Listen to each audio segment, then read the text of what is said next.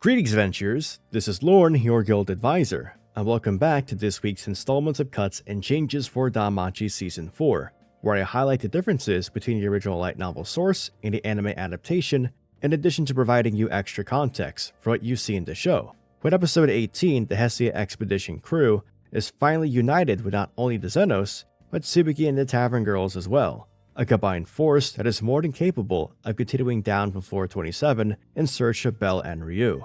As Bell and Ryu continue navigating through the perils of floor 37, Bell applies Ryu's advice to his fighting and makes leaps in improvement and growth, but the dungeon continues to be merciless to the pair, as it seems they have hit a possible roadblock in the Colosseum. There's quite a number of elements that we can expand upon, so let's go ahead and start the breakdown. The episode begins with Elise talking to Ryu after Ryu's argument with Kaguya. While Ryu voices her frustrations, you can see that Elise is using the gesture that Ryu used when comforting Bell in the previous episode. When it comes to the topics of sacrifices and ideals, Elise believes there is truly not a right answer. Even so, ideals were still important to have because without them, he'll end up compromising and accepting lesser outcomes. Giving up was wrong. The ideals that the young Ryu envisioned were filled with happiness. We also get to hear one of my favorite quotes in the series, that those who can achieve their ideals are called heroes. I wonder if the series is trying to allude this quote to a certain white-haired adventurer. Going back to the expedition crew, Haruhime, who previously has been unconscious, finally wakes up amidst all the fighting, right next to Wine, who greets her. In the light novel, Haruhime wakes up in a daze, and when she notices the fighting, she instinctively tries to start chanting her level boost. She struggles to stand up, and Wine manages to catch and support her after dashing across the room to find Haruhime. You can also see two specific Xenos during the fighting, Helga the Hellhound and Aruru the Almirage. Originally, there was a reunion between these two Xenos and Cassandra. However, this is not shown because their original meeting was cut from Season 3. After the Xenos broke out of the dungeon and entered the surface of Arario during the Xenos arc, Cassandra ended up taking care of both Helga and Aruru who were injured, guided by her prophetic visions. She envisioned being swallowed up by a jet black wave, and saw herself being saved by a rabbit charm. It so happens that this was a reference to the black wave of Ultimaria, and Aruru an Almirage, a rabbit-like creature. The reason that the Xenos were able to find the expedition party so easily is because Helga and Aruru could track Cassandra's scent. Both Chigusa and Oka seem to recognize the Xenos from the Daedalus Street outbreak, but in actuality, they were supposed to have seen Wine save a child from a collapsing building during Season 3. But this scene was also cut from the anime, never mind the fact that this child was supposed to be from the orphanage that Seer regularly visited. But as I mentioned in past videos, Seer's story chapter from Volume 8 was also skipped in Season 2. There's a lot of cool payoffs in Volume 14, but a lot of them require setups from the previous novels that did not make it into the anime adaptation, such as Welf's backstory and confession to Hephaestus, and also Cassandra's previous encounter with the Xenos. When Tsubaki and the Tavern Girls finally make it into the fray, Tsubaki immediately notices Welf's new magic sword and comments on it. As his former Familia captain and as a fellow smith, Tsubaki is ecstatic to see Welf's progress, and welcomes him into the upper echelon of smiths. Mari explains Bell's circumstances to Lido, and the Xenos decide to go deeper into the dungeon to look for him. Lily details a new plan to follow the Xenos deeper into the dungeon, and eventually everyone agrees to go. With the party now straightened behind the backbone of the Xenos and the levels of Tsubaki and the Tavern Girls, they set off to find Bell and Ryu.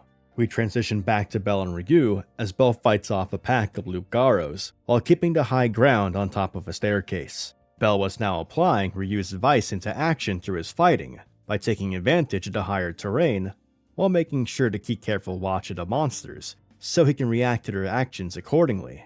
He was also now able to predict the monsters' actions due to the narrow area of the staircase limiting their movement.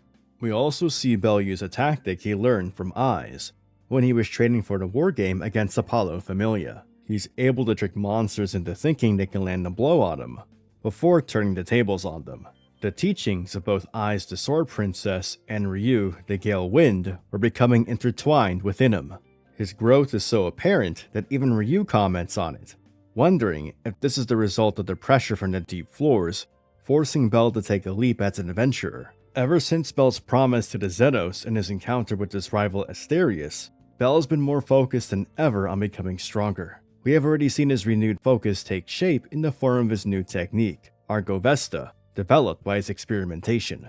Eventually, a pack of Lizardmen Elite show up from the rear and Ryu has to focus on fighting them alone. Due to her limited mobility because of her bad leg, Ryu resorts to using a quick draw technique that she learned from Kaguya in order to swiftly defeat the monsters. Unfortunately, a pack of barbarians spawn from the walls as Ryu is dealing with the Lizardmen Elites. You can see her evade the lashing tongue of the first barbarian, but she ends up landing on her bad leg and gets overwhelmed. Bell ends up coming to her aid in the nick of time, taking care of the barbarians while Ryu finishes off the final Lizardman Elite that Bell did not kill. In the light novel, there is only one barbarian, and when Bell comes in to help Ryu, he does a flying kick into the barbarian's chest, causing it to fall backwards onto a couple of lizardmen. After the monsters hit the ground, both Bell and Ryu desperately rush towards the monsters and furiously stab away at them in desperation, frantically trying to end the battle as they are both perched up atop the monsters' bodies. Needless to say, the end of the encounter in the novel is a bit more brutal and intense. As the two take a break from navigating the dungeon, Ryu mentions an encounter with the mysterious figure in black, who we know as Fells. Ryu is promised to not be pursued by the guild for the crimes she committed when exacting her revenge on Evilus, as long as she did not disclose information about Juggernaut. In the light novel, Ryu correctly hypothesizes that Fells was likely under the command of Uranos himself. Bell remembers Jura's words about Ryu sacrificing her friends to survive her encounter with Juggernaut, and he wants to learn more, but monsters start to approach, allowing Ryu to dodge the question. The anime shows a brief scene of Juggernaut traveling the dungeon, and you can somewhat make out some of its injuries. The novel specifically points out that its reverse joint on its right leg was sliced through by Bell, which took away its extreme speed. Argo Vesta managed to blow off the Juggernaut's right arm in addition to doing a lot of damage to the right side of its body, including weakening its magic reflection shell. Half of its tail was missing too. The novel also reveals that Juggernauts do not have magic stones, so you could not simply destroy one by trying to break the stone inside the monster. A Juggernaut would keep fighting until it was completely destroyed. However, it is also revealed that Juggernauts eventually disintegrate after a certain amount of time. After enough time passes, they simply turn to ash. One interesting fact about Juggernauts is that their power level is based on the floor of the dungeon where they are spawned. A Juggernaut born on floor 40, for example, would be far stronger than one born on floor 21. Similar to the Moss Huge in the first half of Season 4, the anime can't really showcase the Juggernaut's point of view like the novels can, because the Juggernaut cannot talk. The novels do emphasize that this one was focused on Bell, because Bell was an adventurer who seemed to have come back from the brink of death to destroy it. It was Bell's white flames that taught the Juggernaut fear. The Juggernaut's desire to kill Bell was strengthened by Jura's collar, and it could no longer hear the voice of the dungeon, giving it the freedom to pursue its desires. The killing machine wanted a right arm to help with its renewed purpose, so it decided to start attacking other monsters in the dungeon. The anime switches back to Bell and Ryu, who are surrounded by swarms of Spartoi. In the novel, rather than simply appear from in front of them and then behind, they actually spawn from beneath the floor, almost like zombies rising from the grave. The battle itself is somewhat sped up in the anime. Originally, while Bell fights the Spartoi, he notices that they fought more like adventurers rather than monsters in terms of skill. He was not able to lead the Spartoi's movements like the monsters he fought earlier. When he notices Ryu getting overwhelmed, he decides to use Firebolt in order to open a path through the Spartoi. Unfortunately, his magic gets absorbed by another monster, an obsidian soldier. It was a monster with a body of solidified lava that also had the ability to counteract magic. This is when the Paludas come in and start shooting their spines at Ryu and Bell. Bell pulls Ryu into cover behind the shield they take from a Spartoi. Similar to the anime, Ryu tosses a blaze rock into the flames that the dragon-like Paluda created, and the explosion clears out most of the monsters. However, a stray Paluda manages to hit Bell with the spine. The most common ways to treat Paluda poison is with a high-quality antidote or a detoxifying magic, but Ryu and Bell had neither. Fortunately, Bell's quick thinking allows him to extract the poison out of his body by using Hakugen, since it is made from unicorn horn, a highly sought out drop item due to its use in recovery items. Wealth is really coming in clutch this season, even when he isn't on screen. We should probably also thank the unicorn the horn came from as well. You saw the Xenos earlier this episode. As they take another break, Ryu decides to take the path that the Cease adventurers turned away from, in spite of the potential danger. When Bell notes that the path kept going upwards, Ryu started to get the hint of where they were headed, as normally, the floor would alternate between inclines and declines. Eventually, they make their way into a large room with a single path leading towards an area known as the Colosseum. This was a situation that made Ryu feel so hopeless she wanted to laugh. The Colosseum awaited. Episode 18 continues the high tension of Ryu and Bell's journey through Floor 37, and finally brings the parties of the expedition crew, the Xenos, and the reinforcements together.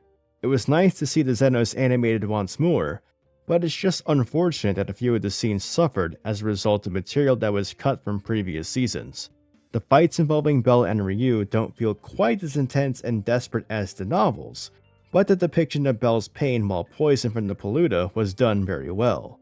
Props to Matsuoka-san, the voice actor. In terms of the mobile game, this week's danmemo side story follows Hedon and Alan of Freya Familia, as they have finally spotted the expedition crew. They decide to keep their distance and follow along, as they have yet to locate Bell and Ryu. We just have 4 episodes of Season 4 left, and I'm hoping they're saving their very best for the finale. But for now, look forward to the Colosseum. As always, if you want to see more DanMachi content, please make sure to like the video and subscribe to the channel. Remember to follow me on my socials, and this is Lorne, your guild advisor, signing out.